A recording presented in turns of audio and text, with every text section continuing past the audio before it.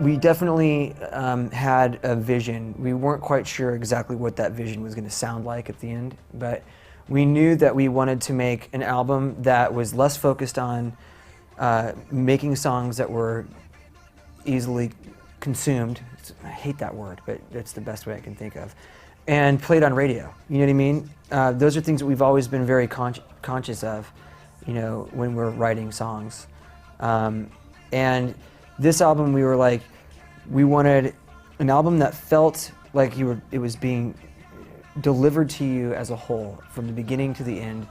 That was something that needed to be, that was greater than the sum of its parts. It wasn't just a group of songs kind of thrown together because these were the songs that were the best ones.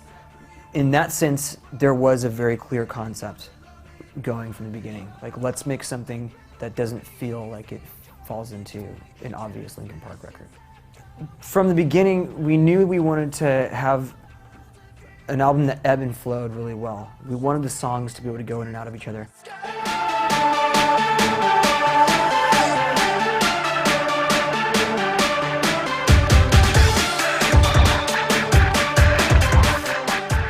What we found as we were writing the songs, especially when we started writing lyrics, was that there seemed to be a thread that kept coming in and out of the songs. Where there was fear, in the next song there was a little bit of remorse, and yet there was also the idea of being able to come to terms with that. And if we placed all these things in the right order, that was the big key at the end, was I think we've captured a story that wasn't really intended to be told. It just kind of worked out that way at the end, which was kind of a happy accident.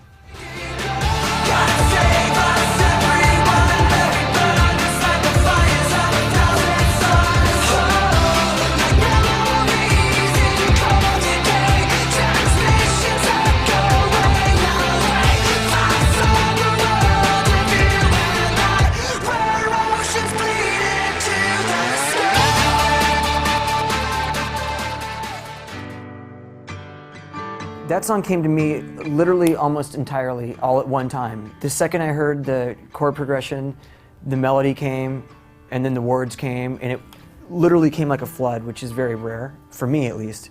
Like, usually the songs come in pieces, and this song just came at me right away. And a line that came to me in the very beginning, which isn't in the song, was, "You were a child with so many choices, the hardest always make us cry."